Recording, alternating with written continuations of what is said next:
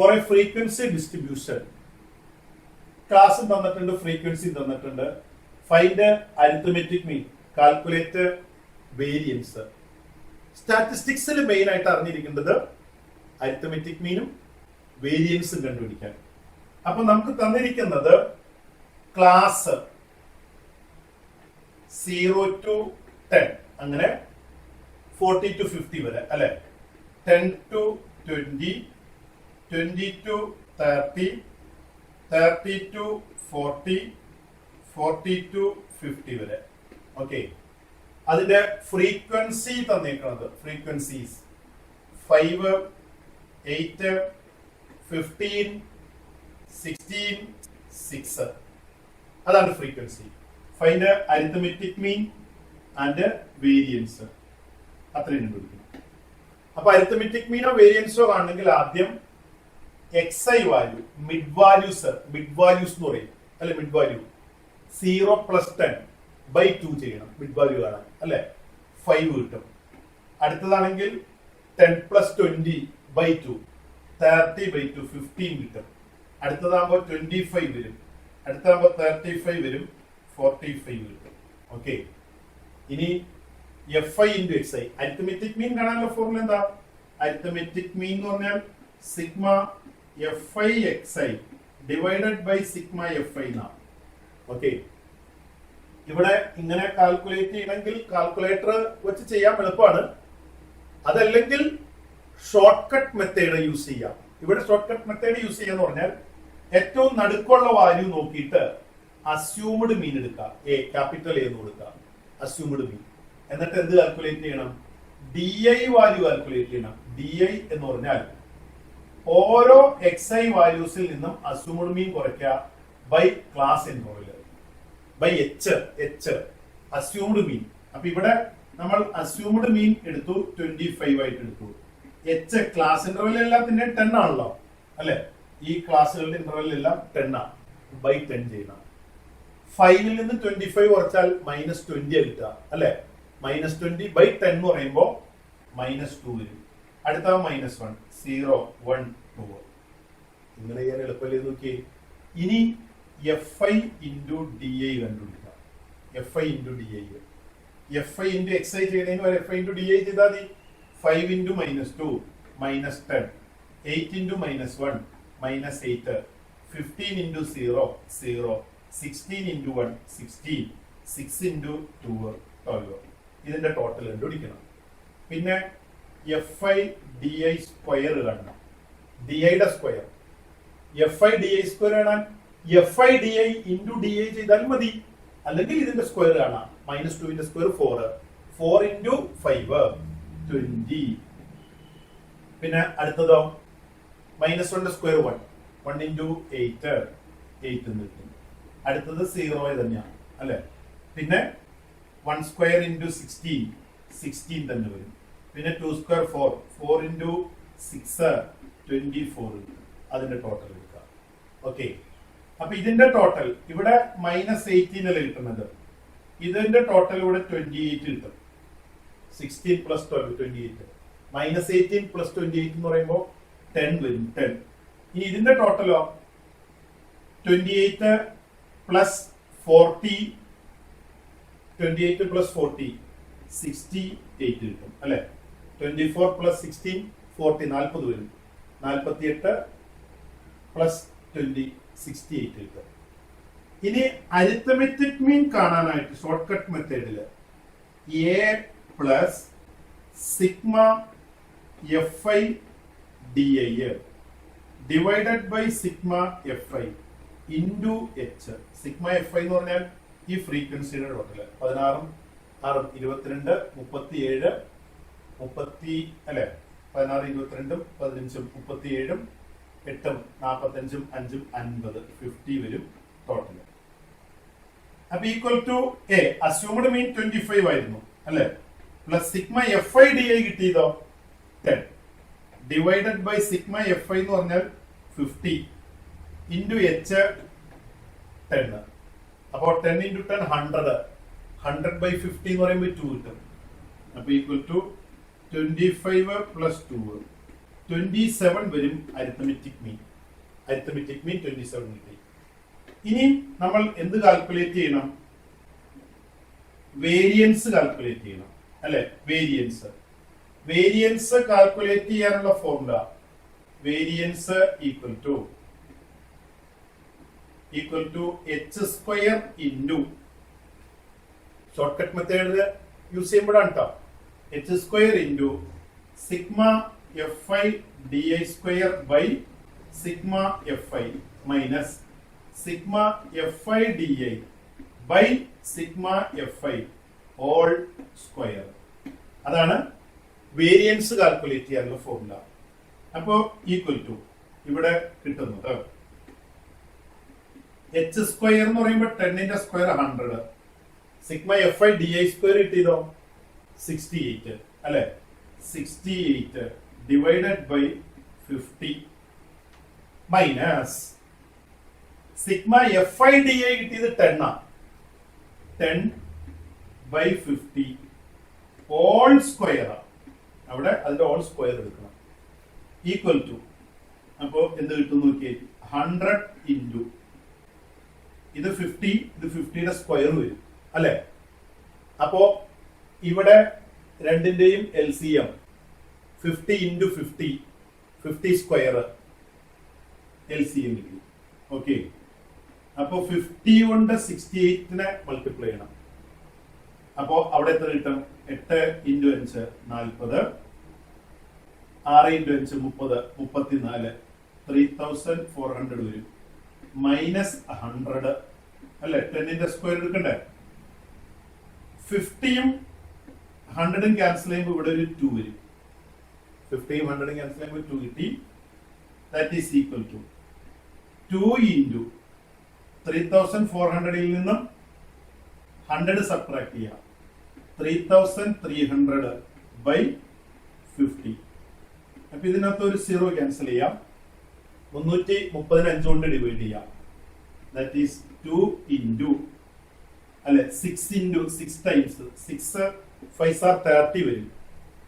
പിന്നെ വീണ്ടും ഒരു 30, 6 5 ആർ 30. അപ്പോ 66 ഇൻറ്റു 2 132 കിട്ടും. ഓക്കെ, 6 ഇൻറ്റു 2 12, 12 13, 132 കിട്ടും വേരിയൻസ്. അപ്പൊ അരിത്തമെറ്റിക് മീൻ 27ഉം വേരിയൻസ് 132 എന്ന് കിട്ടും. ഓക്കെ, ഇങ്ങനെയാണ് ഷോർട്ട് കട്ട് മെത്തേഡില് വേരിയൻസ് കാൽക്കുലേറ്റ് ചെയ്യുന്നത്. ഓക്കെ, സ്റ്റാൻഡേർഡ് ഡീവിയേഷനെ ചോദിച്ചേക്കണമെങ്കിൽ ഇതിന്റെ സ്ക്വയർ റൂട്ട് എടുക്കണമെന്ന് മാത്രം. Then നെക്സ്റ്റ് ക്വസ്റ്റ്യനും ഇതുപോലെ തന്നെ ഉണ്ടാവും. മീൻ, വേരിയൻസ്, കോഎഫിഷ്യന്റ് ഓഫ് വേരിയേഷൻ അത്രയും കണ്ടുപിടിക്കണം. അപ്പൊ അവിടെ നമുക്ക് തന്നിരിക്കുന്നത് 32 40 അല്ലെ? 32 40, 42 50, 52 60 അങ്ങനെ 100 വരെ. 62 70, 72 80, 82 90, 92 100. Then frequency. Frequency 3, 7, 12, 15, 8, 3, 2. Okay. അപ്പോ മിഡ് വാല്യൂസ് കണ്ടുപിടിക്കുക. XI വാല്യൂസ് എന്ന് പറയുമ്പോൾ 30 പ്ലസ് 40 70 കിട്ടും. ബൈ 2 ചെയ്യണം അല്ലെ? 35. അപ്പൊ അടുത്തതാകുമ്പോ അറിയാലോ, 10 വീതം ആഡ് ചെയ്ത് പോയാൽ മതി. 45, 55, 65, 75, 85, 95. ഇനി നമ്മൾ ഏകദേശം നടുക്ക് വരുന്ന ഒരു വാല്യൂ അല്ലെ 65 അസ്യൂംഡ് മീൻ ആയിട്ട് അസ്യൂം ചെയ്യാം. ഇനി എന്നിട്ട് എന്ത് കാണണം? DI വാല്യൂസ് കാണാം. DI വാല്യൂ എന്ന് പറഞ്ഞാൽ എന്താണെന്നറിയാലോ അല്ലെ? XI minus A divided by H. അതാണ് DI വാല്യൂ. അത് കാൽക്കുലേറ്റ് ചെയ്യണം. 35 മൈനസ് 65 എന്ന് പറയുമ്പോൾ മൈനസ് 30 കിട്ടും. മൈനസ് 30 ബൈ H എന്ന് പറഞ്ഞാൽ എത്ര? H ഇവിടെ 10 അല്ലേ കിട്ടണേ? ക്ലാസ് ഇന്റർവെൽ ഒക്കെ എല്ലാത്തിന്റെയും 10 ആണ്. മൈനസ് 3 വരും. അടുത്ത് -2, പിന്നെ -1, 0, 1, 2, 3. ഈ ഓർഡറിലേക്ക് എപ്പോഴും കിട്ടുന്നത്. ഓക്കെ, ഇനി എന്ത് കാണണം? നേരത്തെ നമ്മൾ ചെയ്ത പോലെ തന്നെ FI DI കണ്ടുപിടിക്കാം. FI DI. 3 into minus 3, minus 9. 7 into minus 2, minus 14. 12 into minus 1, minus 12. This is 0. This is 8. 3 into 2, 6. 2 into 3, 6. That is frequency total. Okay. Then Fi di square. Fi di square. That is minus 3 square into 3. That is 27. Add 28. 2 into square 4 into 7 minus 1 square into 12. 12. 0 square into 15 on 0. 8 into 1. 1 square into 8. Then add 12. 2 square. 3 square 9. 9 into 2. 18. Okay. That is the sum. Now, here is 10, 22, 37, 45, 50.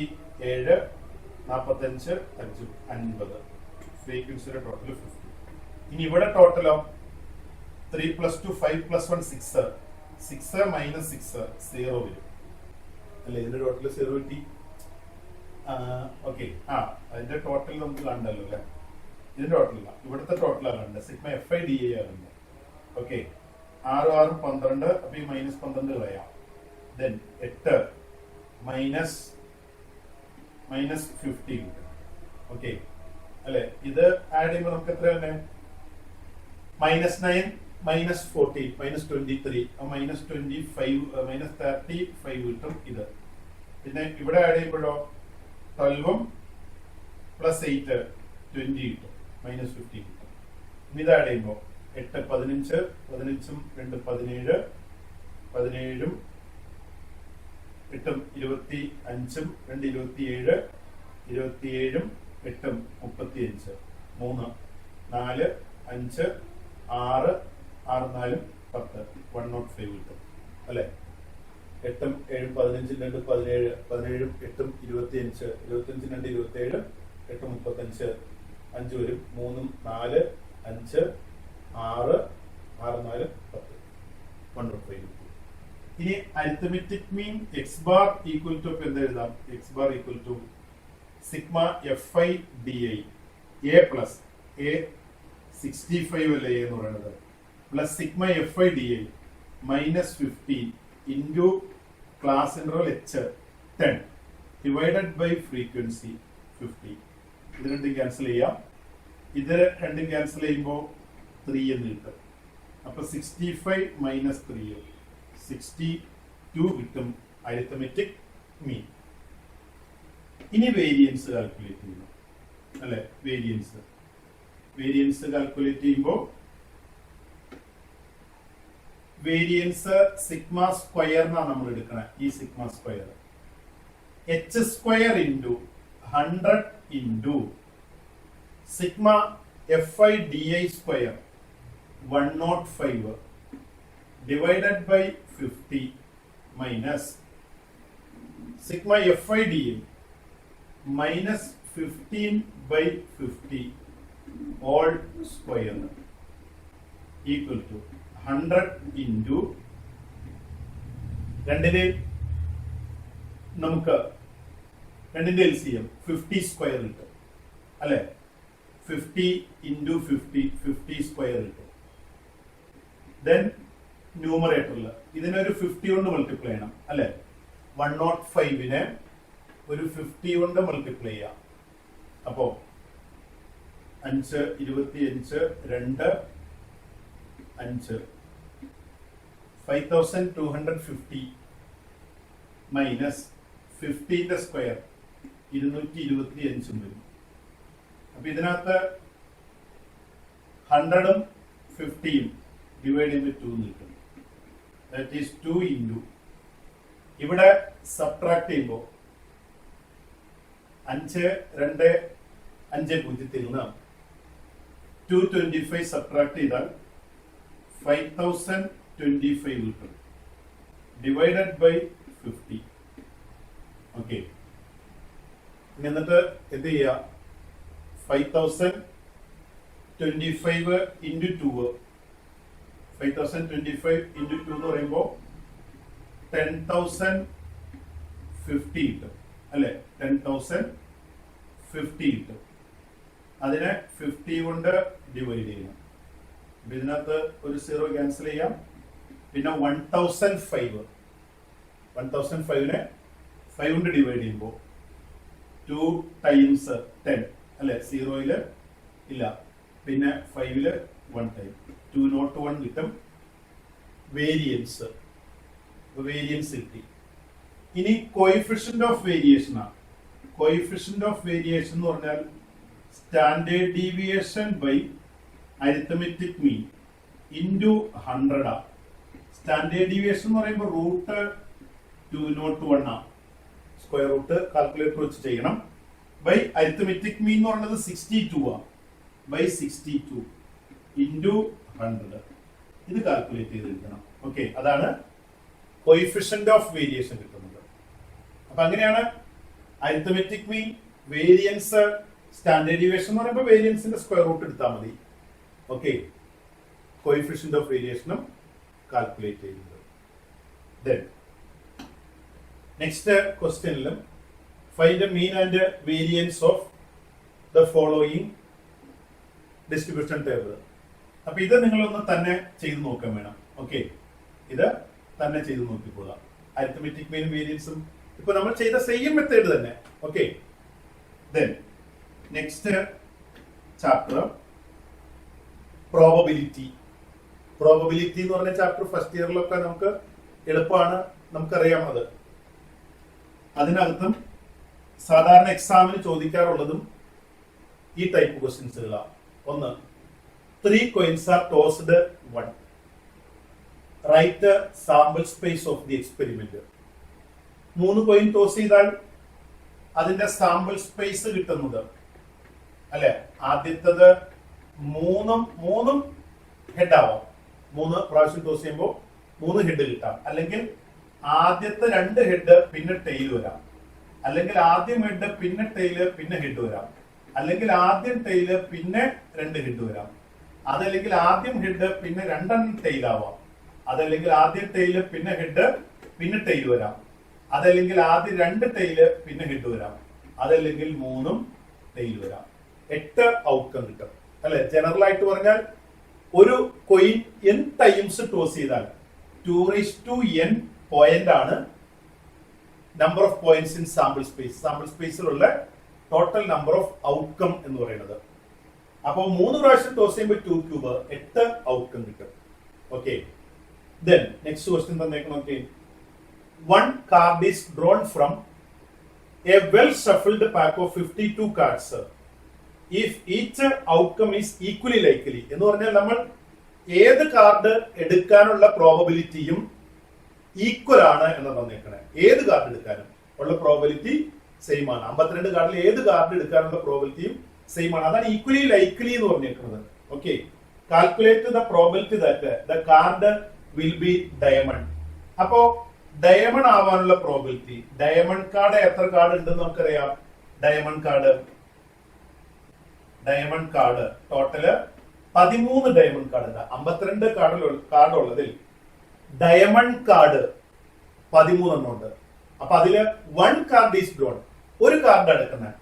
അപ്പോ A ആണ് diamond കിട്ടാനുള്ള condition എങ്കിൽ number of A എന്ന് പറഞ്ഞാൽ number of favourable outcome എന്ന് പറയും 13C1 എന്ന് കിട്ടും. 13C1 എന്ന് പറഞ്ഞാൽ 13 എന്ന് എഴുതാം.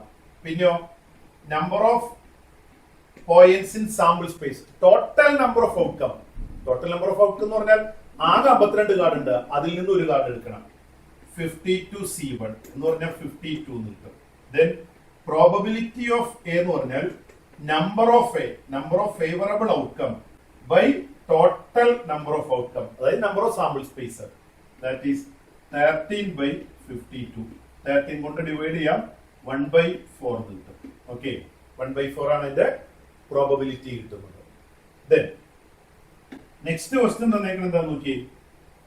If A and B are 2 events of a random experiment such that probability of A equal to 1/4, probability of B equal to 1/2, probability of B equal to 1/2. Probability of A and B എന്ന് പറഞ്ഞാൽ എന്താ അർത്ഥം?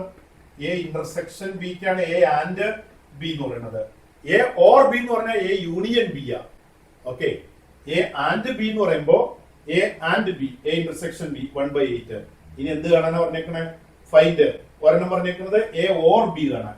Probability of A or B എന്ന് പറഞ്ഞാൽ probability of A union B equal to probability of A plus probability of B minus probability of A intersection B.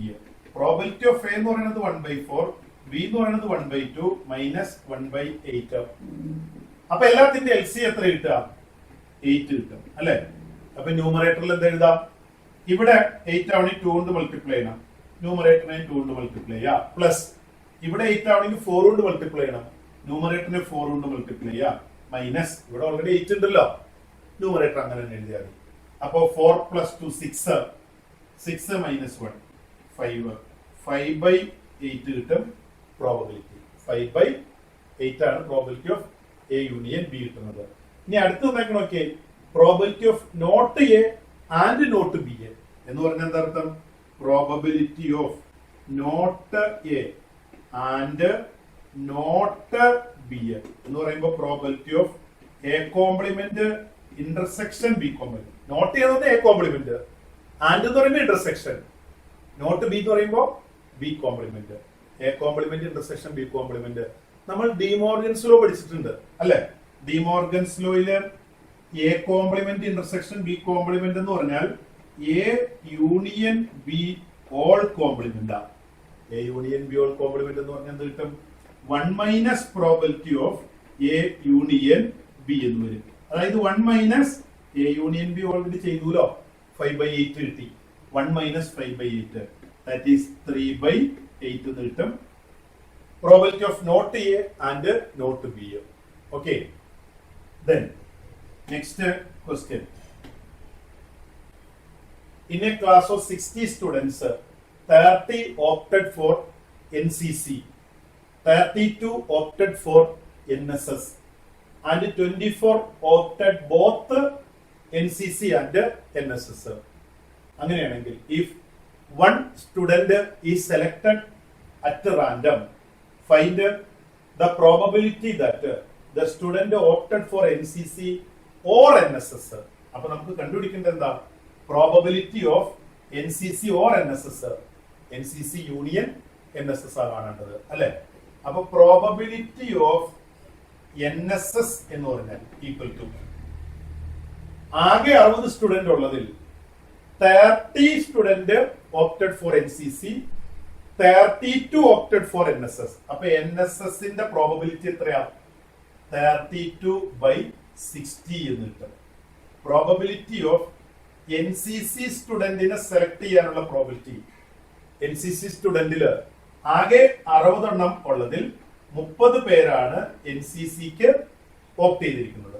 Okay, then probability of NSS and NCC intersection NCC രണ്ടിനും ഉള്ളവർ എത്രയാ? 24 ആ. അപ്പോ അതിന്റെ probability 24/60 എന്ന് കിട്ടും. ദെൻ കണ്ടുപിടിക്കേണ്ടത് ആദ്യത്തതിൽ എ തന്നേക്കുന്ന probability of NCC or NSS എന്നാണ്. That is probability of NCC union NSS. That is equal to probability of A union B എന്ന് പറയുമ്പോൾ probability of A, that is probability of NCC plus probability of NSS minus probability of NCC intersection NSS equal to 32/60 അല്ലേ? NCCയുടെ 30/60 plus 32/60 minus 24/60. Okay, അപ്പോ subtract ഒക്കെ ചെയ്ത് add ചെയ്യുമ്പോൾ ഇത് 30 plus 32 62 കിട്ടും. 62 minus 24 that is അവിടെ 38 വരും. 38/60 കൊണ്ട് ഡിവൈഡ് ചെയ്യാം. 19/30 എന്ന് കിട്ടും. 19/30 വരും പ്രോബബിലിറ്റി.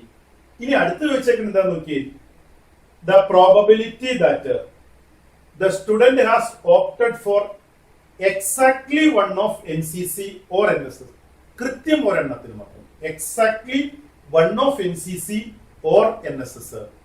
അതാണ് അടുത്ത് ചോദിച്ചേക്കുന്നത്. അപ്പോ അതെങ്ങനെ നമുക്ക് കണ്ടുപിടിക്കാം? ഇപ്പൊ നമ്മൾ ഒരു വെൻ ഡയഗ്രം ഒക്കെ വരയ്ക്കുകയാണെങ്കിൽ എളുപ്പത്തിൽ ചെയ്യാനായിട്ട് വെൻ ഡയഗ്രം വരയ്ക്കാം. ഇത് NSS, ഇത് NCC, ഇത് NSS, ഇത് NCC. രണ്ടിനും ഉള്ളവർ 24 അല്ലെ. NSSനോ ടോട്ടൽ 32. അപ്പൊ ബാക്കി 8 ഇവിടെ വരാം. 8. അതുപോലെ തന്നെ NCCക്ക് ടോട്ടല് 30 ആണ്. 24 ഇവിടെ എഴുതി, ബാക്കി 6 വരും അല്ലെ. ഇപ്പൊ NCCയുടെ ഗ്രൂപ്പ് നോക്കി ടോട്ടൽ 30 ആയി. NSSന്റെ ഗ്രൂപ്പ് നോക്കി ടോട്ടല് 24 + 8 32 എന്ന് കിട്ടും. ഇനി ഇവിടെ ചോദിച്ചേക്കുന്നത് എന്താ? The probability that the student has opted for exactly one of കൃത്യം ഒരെണ്ണത്തിന് NCC or NSS. Exactly one. അപ്പൊ പ്രോബബിലിറ്റി ഓഫ് ബിയില് probability of exactly one of probability of exactly one of NCC or NSS equal to കൃത്യം ഒരെണ്ണത്തിന് മാത്രം NCC അല്ലെങ്കിൽ NSS 8 + 4 അല്ലെ. ഇവര് NCCക്ക് മാത്രമുള്ളത് 6 പേര്, NSSന് മാത്രമുള്ളത് 8 പേര്. അപ്പൊ 8 + 6 14 14/60 that is equal to 7/30. Okay, അല്ലെ. The probability that a student has opted for exactly one, കൃത്യം ഒരെണ്ണത്തിന് മാത്രം. അപ്പൊ കൃത്യം ഒരെണ്ണം NSSന് മാത്രം, NCCക്ക് മാത്രം ഉള്ളവർ എത്ര പേരുണ്ട്? ടോട്ടൽ 14 പേരുണ്ട്. Divided by total 60 7/30. ഓക്കെ.